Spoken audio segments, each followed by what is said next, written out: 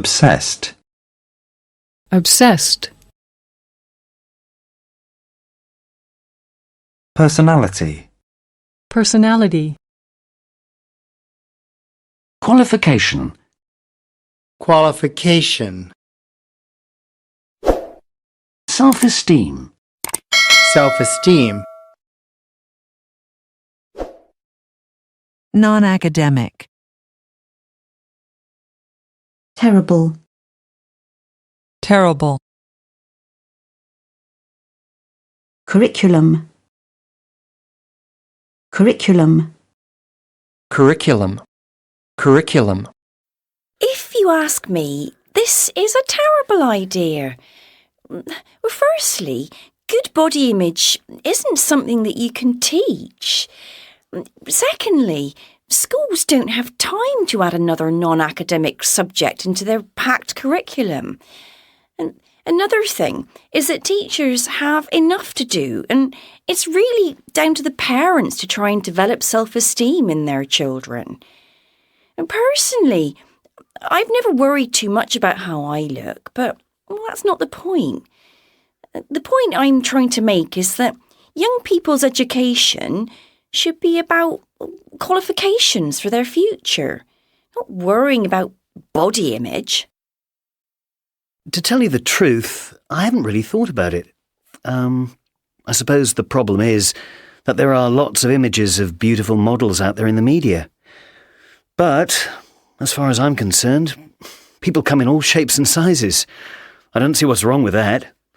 Actually, it would be a pretty boring world if we all looked the same, wouldn't it? And personality is what counts after all. And just trying to be happy. Anyway, as I was saying, I don't really feel strongly one way or the other about young people and their body image. If you want my opinion, I think this is a really good idea. Many of today's teenagers are obsessed with the idea of physical perfection. Basically, they feel like an outsider if they look different in any way.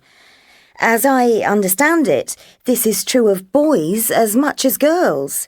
But the main point is that the media and celebrity culture sells them an image of beauty which they will never achieve. What really worries me is that cosmetic surgery and eating disorders are going to become the norm for the next generation. In conclusion, I think that schools should play a greater role in developing teenagers' self-esteem.